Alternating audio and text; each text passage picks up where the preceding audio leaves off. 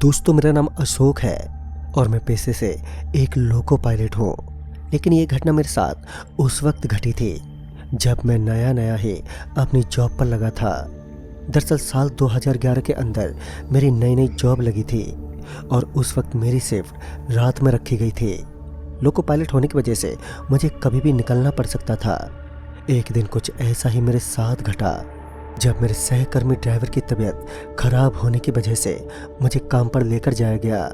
उस वक्त ट्रेन में मेरे अलावा एक और आदमी मौजूद था जो कि उसी ट्रेन का ड्राइवर था। लेकिन उस वक्त नौजवान और युवा होने की वजह से अंधविश्वास की बातों पर बहुत ही कम विश्वास करता था मैं। उसके बाद हम अपनी ट्रेन लेकर निकल पड़े।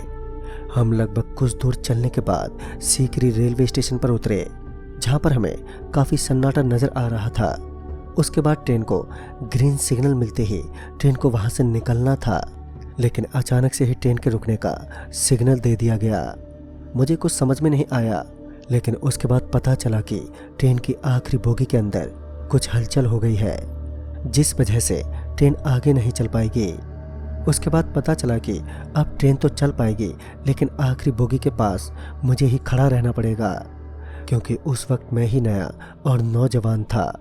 अब मुझे गुस्सा तो काफ़ी आया कि सरकारी कर्मचारियों ने वहाँ के व्यक्ति के पास में मुझे ही क्यों छोड़ दिया, लेकिन अब मेरे पास कोई और चारा भी तो नहीं था।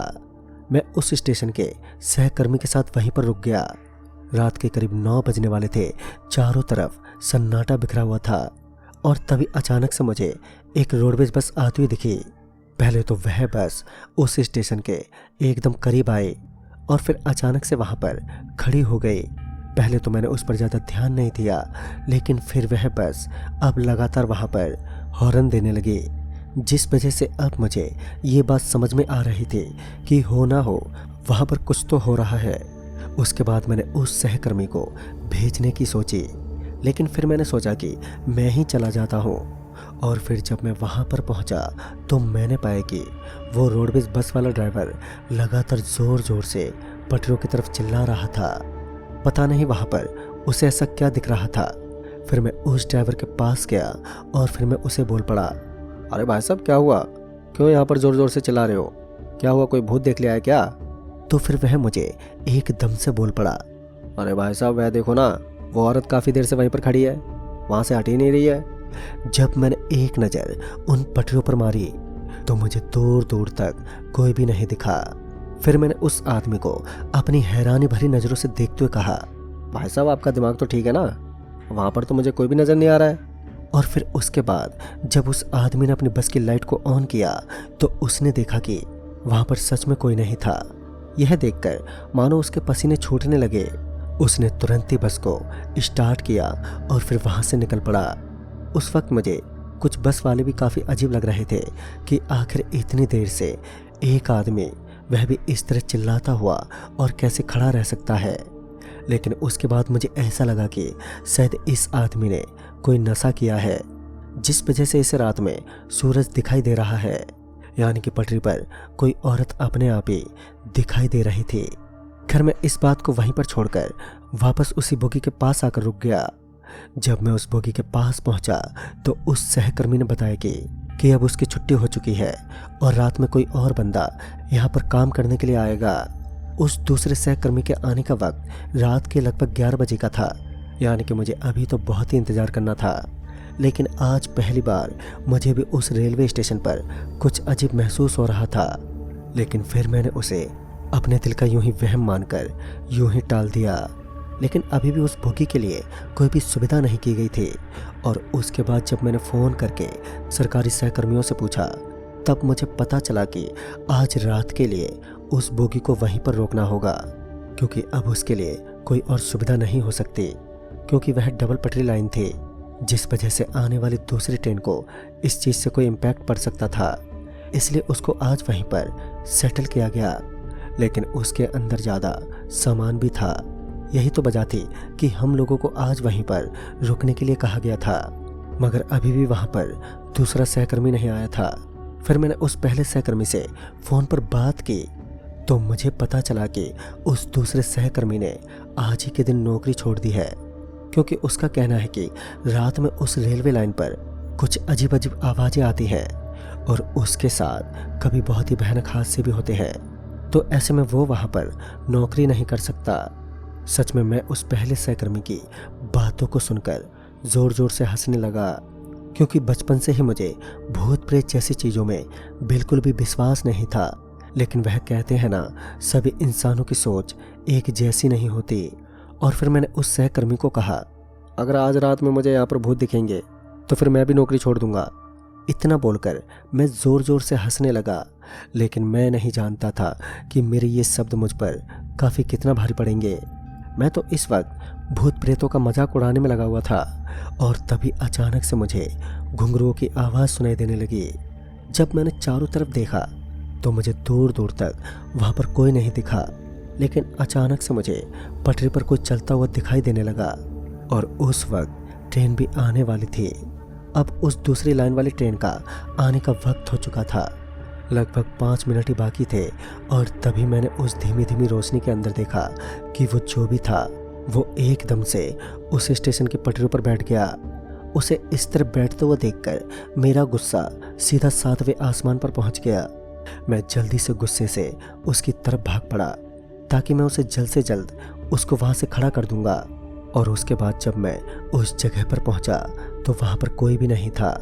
उसे देखने के बाद मेरा पूरा शरीर सुन्न सा पड़ गया, क्योंकि अभी अभी मैंने वहाँ पर किसी को बैठे हुए देखा था। और फिर अचानक से इस तरीके से उसका गायब हो जाना बहुत ही हैरान की बात थी ये। लेकिन उस वक्त मुझे तो यही लगा कि शायद यह ज़रूर मेरी आंखों का धोखा है, क्योंकि मुझे कोई भी आवाज़ सुनाई ही नहीं दी थी। इतना सोचने के बाद मैं वहाँ से वापस उस बोगी की तरफ चल पड़ा था, ताकि मैं वहाँ पर पहुँचकर आराम से बैठ सकूं। और फिर मैं उस बोगी के पास पहुँच गया। मैं उस बोगी के पास पड़ी हुई कुर्सी पर आराम से बैठकर सोने लगा। लेकिन तभी अचानक से मैंने देखा कि किसी ने मेरे सर पर जोर से पत्थर मारा हो। अचानक से मैंने देखा कि मैं एक गुफा में आ चुका था, जहाँ पर चारों तरफ मुझे अंधेरा ही दिखाई दे रहा था। तभी मैंने देखा कि मेरा पैर किसी चीज़ के अंदर फंस गया है। जब मैंने उस चीज़ को गौर से देखा तो मैंने पाया कि वह बड़े बड़े बाल हैं। मुझे समझ ही नहीं आ रहा था कि मैं किस जगह पर चल रहा हूँ। एक बरगद के पेड़ के नीचे मुझे कोई लटकता हुआ दिखा। मैं उस बरगद के पेड़ के एकदम करीब खड़ा था। वो एक औरत थी जिसके पैरों में बड़े बड़े घुंघरू मुझे नजर आ रहे थे। अचानक से उस औरत ने अपने बड़े बड़े नाखून मेरे पेट के अंदर घुसा दिए, जिस वजह से मैं एकदम से चिल्ला उठा, और उसके साथ ही मेरी आंखें भी खुल गईं। दरअसल ये मेरा एक बहुत ही भयानक सपना था, जो कि अभी अभी पूरा हुआ था। मैं किसी तरह पसीने से तरबतर वहाँ से खड़ा हुआ। मैं वहाँ से जल्द अब निकलने की कोशिश करने लगा, क्योंकि आज मुझे मेरी ज़िंदगी में पहली बार इतना खौफनाक डर का एक अनुभव महसूस हो रहा था। क्योंकि आज पहली बार मैंने अपनी ज़िंदगी में इतना डरावना सपना देखा था। लेकिन उस वक्त मैं अपने आप को शांत करते हुए निकलने की कोशिश करने लगा। मगर अब ये बात मेरी सरकारी नौकरी पर आ जाती, क्योंकि मुश्किल से तो ये नौकरी लगी थी, और अगर यही छूट जाएगी तो फिर मेरा क्या होगा। उसके बाद मैं सोचने लगा कि आखिर अब मुझे क्या करना चाहिए। और तभी अचानक से मुझे अपने पीछे से किसी के कदमों के पटकने की आवाज़ सुनाई देने लगी। रात का वक्त था, जिस वजह से मुझे साफ साफ दिखाई भी नहीं दे रहा था। लेकिन तभी अचानक से मैंने देखा कि मुझे उस पटरी के ऊपर एक औरत और एक आदमी चलते हुए दिखे, और तभी ट्रेन भी वहाँ पर पहुँच गई।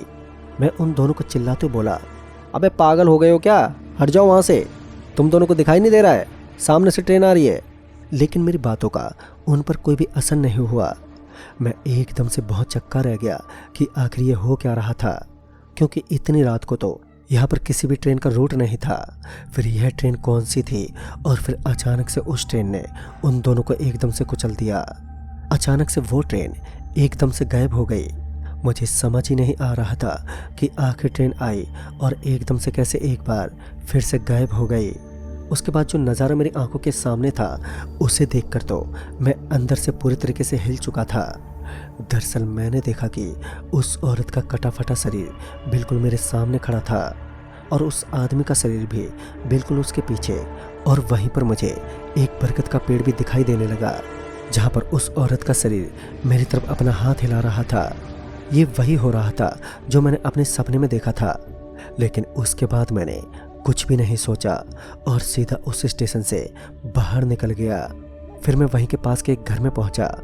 एक सरकारी जॉब के असिस्टेंट की वजह से मुझे वहीं पर रात में रुकने की परमिशन भी मिल गई। फिर उसके बाद मैंने उस स्टेशन पर घटी पूरी घटना के बारे में बताया। तब जाकर उन्होंने बताया कि लगभग 1 महीने पहले एक औरत और उसके पति ने यहाँ पर आत्महत्या कर ली थी। अब उनके बीच ऐसा क्या मनमुटाव हुआ यह तो उनको ही पता था। लेकिन सुबह होते ही मैं वहाँ से निकल गया।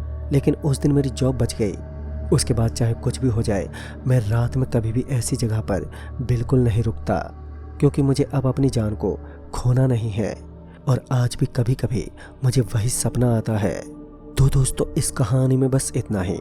तो मैं आपका दोस्त राजकुमार जल्द ही मिलूंगा ऐसे ही एक और नई कहानी के साथ। तब तक के लिए बाय एंड टेक केयर।